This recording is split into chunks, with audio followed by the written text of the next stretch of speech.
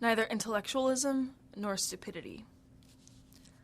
In the struggle against domination and exploitation, each individual needs to take up every tool that she can make her own, every weapon that he can use autonomously to attack the society and take back her life. Of course, which tools particular individuals can use in this way will vary depending on their circumstances, desires, capacities, and aspirations. But considering the odds we face, it is ridiculous to refuse a weapon that can be used without compromising autonomy on the basis of ideological conceptions.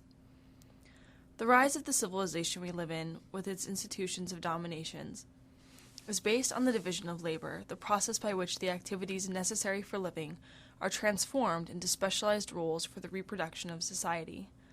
Such specialization serves to undermine autonomy and reinforce authority because it takes certain tools, certain aspects of a complete individual, from the vast majority and places them in the hands of a few so-called experts. One of the most fundamental specializations is that which created the role of the intellectual, the specialist in the use of intelligence. But the intellectual is not so much defined by intelligence as by education. In this era of industrial high-technological capitalism, the ruling class has little use for the full development and exercise of intelligence. Rather, it requires expertise, the separation of knowledge into narrow realms connected only by their submission to the logic of the ruling order, the logic of profit and power.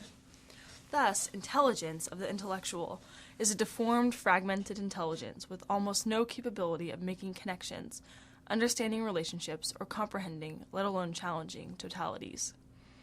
The specialization that creates the intellectual is in fact part of the process of stupefaction, which the ruling order imposes on those who are ruled. For the intellectual, knowledge is not the qualitative capacity to understand, analyze, and reason about one's own experience, or to make use of the strivings of others to achieve such an understanding. The knowledge of intellectuals is completely disconnected from wisdom, which is considered a quaint anachronism. Rather, it is the capacity for remembering unconnected facts, bits of information, that has come to be seen as knowledge. Only such a degradation of the conception of intelligence could allow people to talk of the possibility of, quote, artificial intelligence in relation to those information storage and retrieval units that we call computers. If we understand that intellectualism is the degradation of intelligence, then we can recognize that the struggle against intellectualism does not consist of the refusal of the capacities of the mind, but rather of the refusal of any deforming specialization. Historically, radical movements have given many examples of this struggle in practice. Renzo Novatore was the son of a peasant who only attended school for 6 months, yet he studied the works of Nietzsche, Stirner, Marx, Hegel, and ancient philosophers, historians and poets, all of the anarchist writers, and those involved in the various newly arising art and literature movements of his time.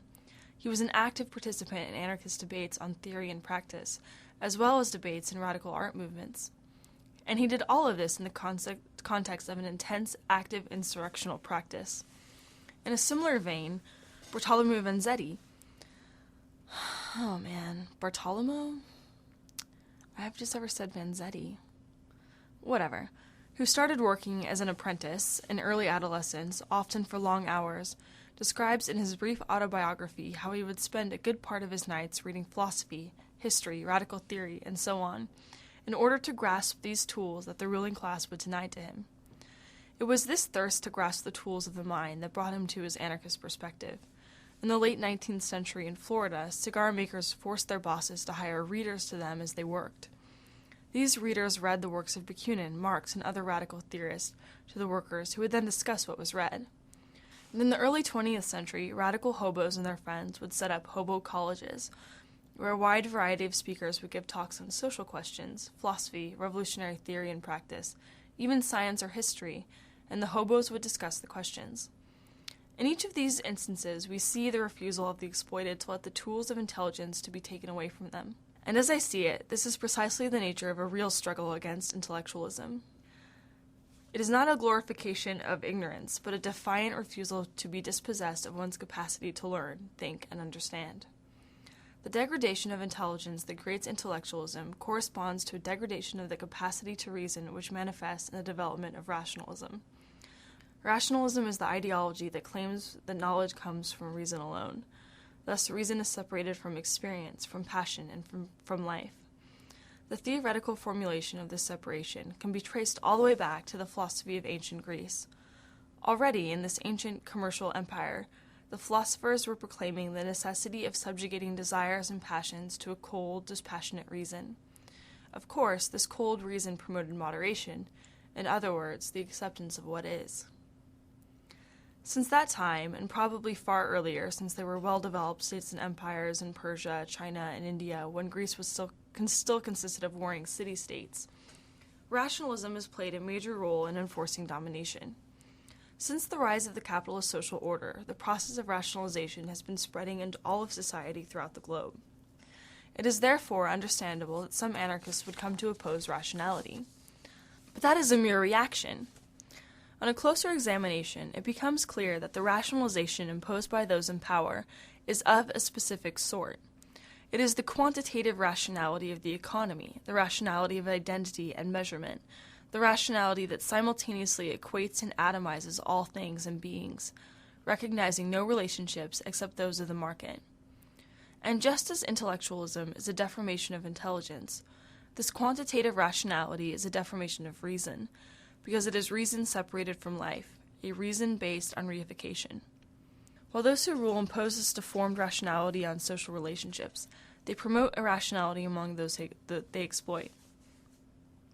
In the newspapers and tabloids, on television, in video and computer games, in the movies, throughout the mass media, we can see religion, superstition, belief in the unprovable, and hope in or fear of the so-called supernatural being enforced, and skepticism being treated as a cold and passionless refusal of wonder. It is to the benefit of the ruling order for those it exploits to be ignorant, with a limited and decreasing capacity to communicate with each other about anything of significance, or to analyze their situation, the social relationships in which they find themselves, and the events going on in the world.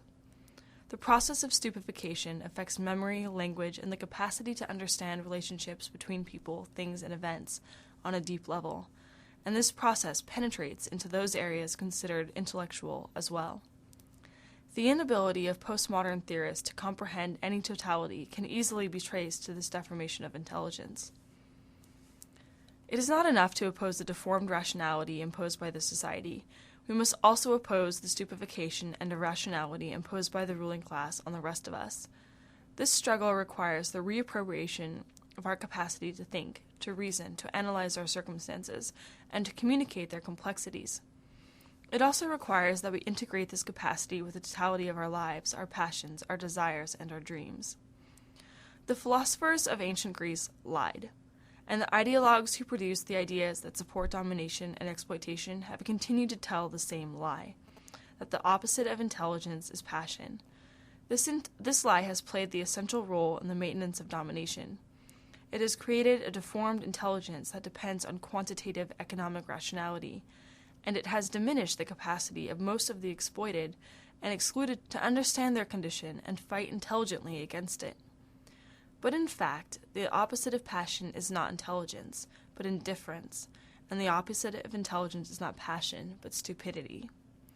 Because I sincerely want to end all domination and exploitation, and to begin opening the possibilities for creating a world where there are neither exploited nor exploiters, slaves nor masters, I choose to grasp all of my intelligence passionately, using every mental weapon, along with the physical ones, to attack the present social order.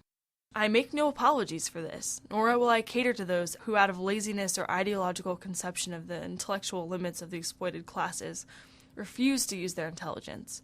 It is just not a revolutionary anarchist project that is at stake in this struggle. It is my completeness as an individual and the fullness of the life that I desire.